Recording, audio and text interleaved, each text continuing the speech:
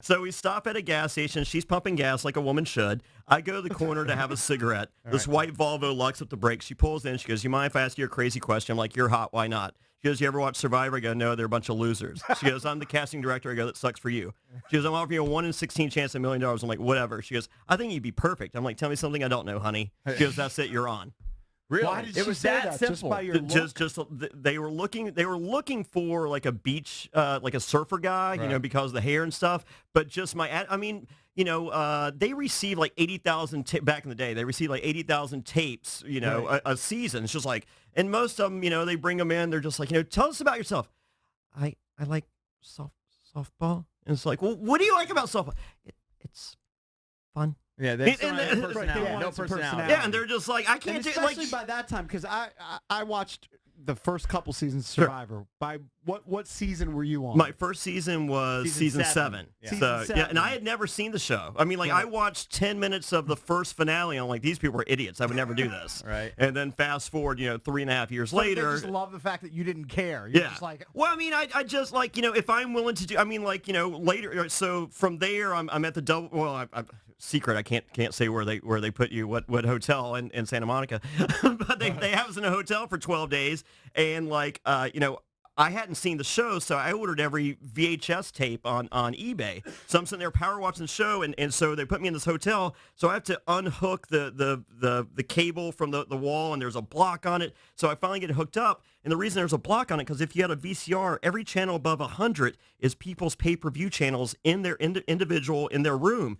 and at any given time, there's like 10 different people watching porn in a big hotel in Los Angeles, and I'm just like, this is great. Right. So when it's finally time for me to meet Propes, they're just like, you got to tell them the story. I'm like, I'll do even better than that. And so like I put lotion on my hand and pretended, you know, that and Jeff's just like, this guy will never be on the show. And Mark Burnett goes, if he did that to you, just imagine what he'd do to them. And he was like, you're on, you know, and Jeff's like, no. Jeff didn't like you from the beginning. No, we hated each other. I mean, like I ended up, like, you know, I did Survivor.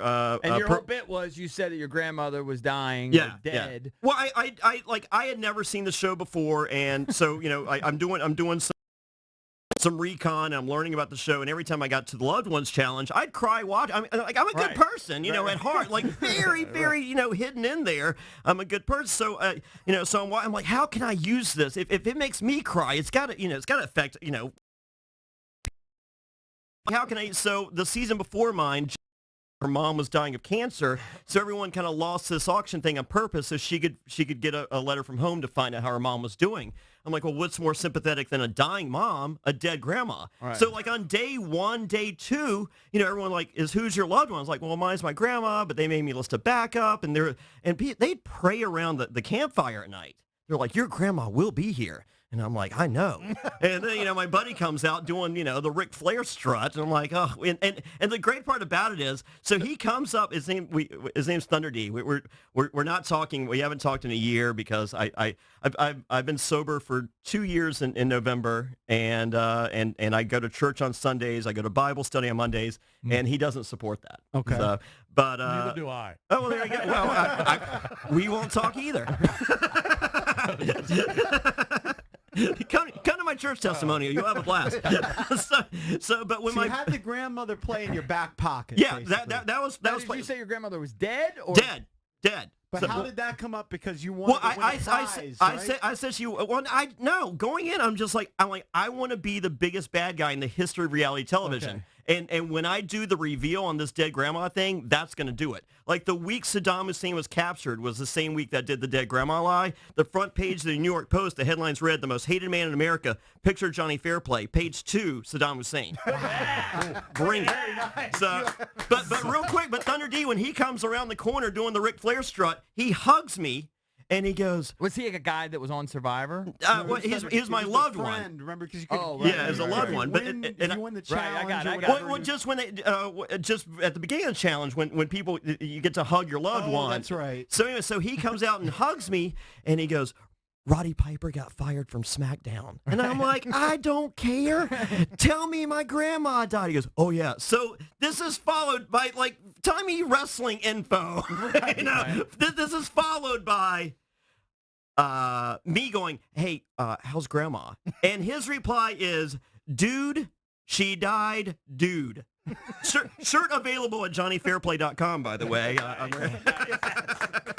And then, but when did it become like revealed that you lied about the whole All thing? right, so everyone lost, so I could find out, what happened. So everyone loses. I get the island to myself for 24 hours. Everyone else has to go with nothing for 24 hours. And so then the island means you get food and you're just the camp that we have shelter and stuff. Everyone else got sent with nothing. Okay, So the big reveal, we come back to, I come back to my island, and I was like, brilliant performance. And then you go to a confessional with me. It's like, my grandma's sitting home watching Jerry Springer right now. And just, people, there's reports of people throwing bricks through their television. Like I got death threats. Like, I think 20 people sent feces to CBS attention. And the thing of it, they never, because they check everything that's sent. And I'm just like, I'm just like, why didn't you forward it? Because I went, I'm curious, do you overnight it or do UPS? Like Stumper, I think, did it UPS. I got a buddy who did that. Okay. But you're a genius because you remembered. Is anybody else on that particular Pearl Island Survivor remembered? Well, Sandra is the only two-time winner, but I can tell you, everyone's just like, she's so. I took the two Where most. did you finish?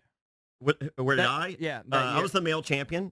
But that means I finished third. And Finished third. So, male champion. But I took the two most worthless people on that island with me. That was Lil and Sandra to the end. And Lil or Sandra went back to play again and win again. But I think once again you just take this Sandra will never win a challenge ever. So that's someone that at any given time you can vote out. Mm-hmm. So plus her social skills weren't. I consider myself one of the greatest players of all time. Hey, you probably are.